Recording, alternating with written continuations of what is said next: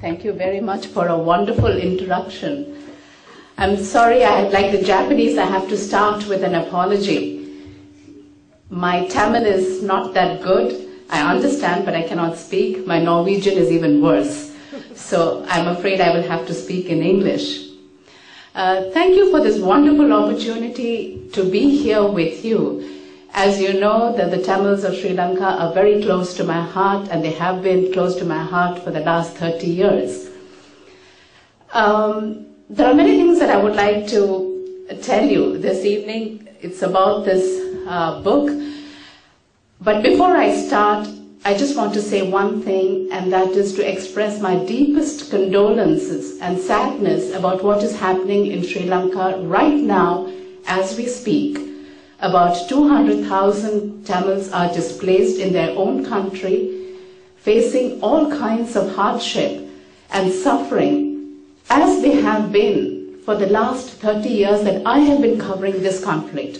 In my personal lifetime, this is yet again another incident where the world does not seem to be bothering about the plight of the Tamils of Sri Lanka.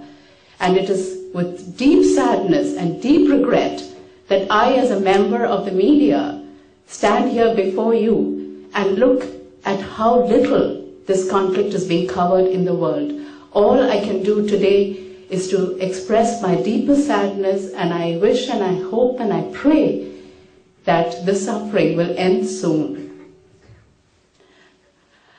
Coming to this book, I don't know about you, but when I was a student in school, I hated history. It was all about mad kings going into wars all the time.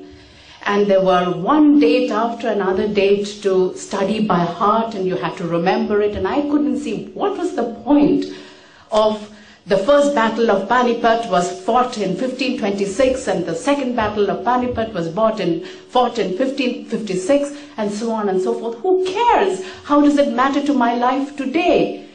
This was the way history was taught to us.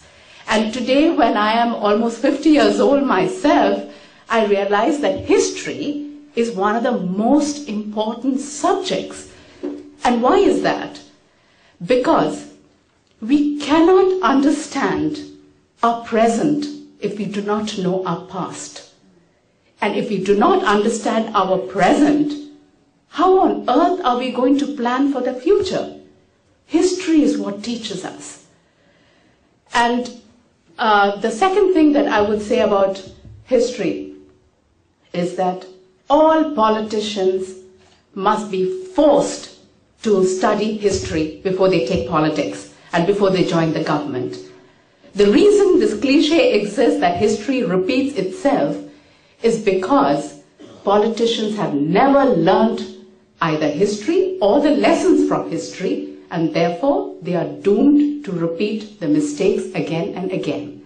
And the tragedy is that we, the ordinary civilians, suffer because our politicians don't know their history. Coming to this book, I was in Svalbard actually when the book arrived, and I've just returned from Svalbard about 3 days ago. This is the northernmost inhabited part of the world. I was on an Arctic study tour. So I have to confess that I haven't read the book fully, but like all journalists, that doesn't stop me from talking about it. I would say, before I say a few words about the book, I want to just say a few words in introduction about myself. I know I was given a very generous introduction over here, and it's true that I have covered Sri Lankan Tamil history from 1981. Actually, perhaps I was just 21 years old at that time, but what happened was I was a reporter already in Madras. It was called Madras, now of course it's Chennai. And the first thing that what got my attention into the Tamil problem was an incident which was one paragraph in the Hindu newspaper back in 1981. And it was one paragraph which said that the Jaffna Public Library was burned down. This was June of 1981, was burned down by the Sri Lankan security forces. That's all. There was just this one paragraph, and I didn't know anything about Sri Lanka or the Tamils, nothing. I was a young reporter myself, doing all kinds of situations and covering all kinds of riots and violence and all that, but only in India. When I saw this item, I was shocked. I was shocked because, first of all, there was only one paragraph and it didn't give any explanation as to why this had happened. But to me, who had covered by this time a number of riots between Hindus and Muslims in India, our Christians and the Hindus, and I'd covered a lot of violence situations. To me, this was shocking that a public library had been burned down. Why? I can understand if, two groups of communities, they fight each other. They were doing that all the time in India, so that's not anything new.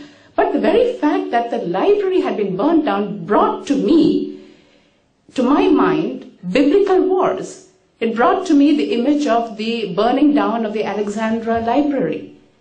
A library, when it's burned down, is an orchestrated, premeditated act to hit at the very cultural root and identity of a group of people.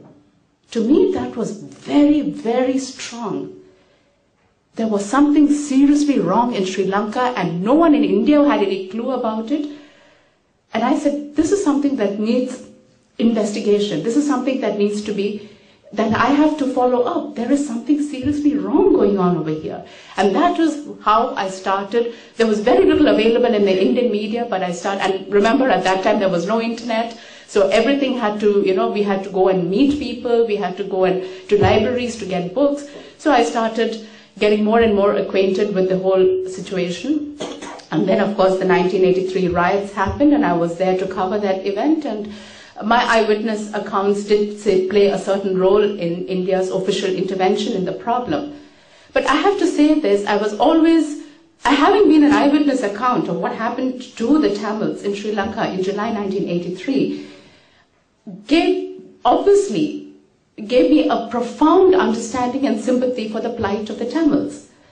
But at the same time, being a journalist, it is absolutely vital for me to keep talking to the Sri Lankan leaders, to talk to the Indian leaders. It is very, very important for a journalist to be and to be seen as neutral, because that is the only way that a journalist can have credibility. You have to talk to everybody else. You cannot be identified as just being one person's spokesperson or one community spokesperson. And I always take pride in the fact that at the height, one of the worst times in Sri Lankan history was between 1987 and 1990, when the IPKF was there, because Sri Lanka was coming apart. You had the Tigers fighting the IPKF in the north, and large numbers of Tamil civilians being killed in the north, and the large number of Sinhalese civilians being killed in the south because of the JVP insurrection. It was a time of terrible blood and violence in Sri Lanka. And I felt at that time that I was able to meet all the people in the conflict. I was able to meet Prabhakaran, I was able to meet Rajiv Gandhi, I was able to meet Jayawardene, and I always valued this fact that everybody, even though everybody knew that I was sympathetic to the Tamil cause, it did not stop me from meeting the other people, from trying to explain this problem in its entirety, in its complexity.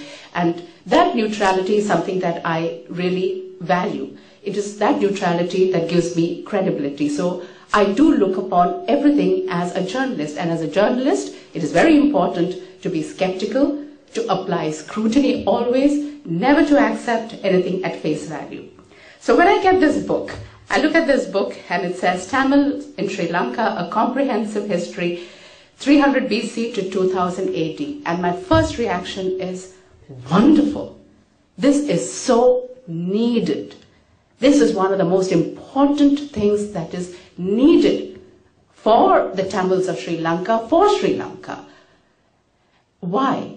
Because as you know, history is so controversial in Sri Lanka. One of the first things that I came face to face when I went into Colombo to report was this whole thing about the history of the Tamils in Sri Lanka and then the Sinhalese in Sri Lanka. Who came first? The Sinhalese said they came first, the Tamils said they came first. It was like the chicken and egg problem, who came first? And I had no idea, because I'm not a historian. I'm a journalist. I don't have the expertise to know what is the reality. And from what the Tamils were saying, from what the Sinhalese were saying, to me it seemed like it was so much of legend and myth.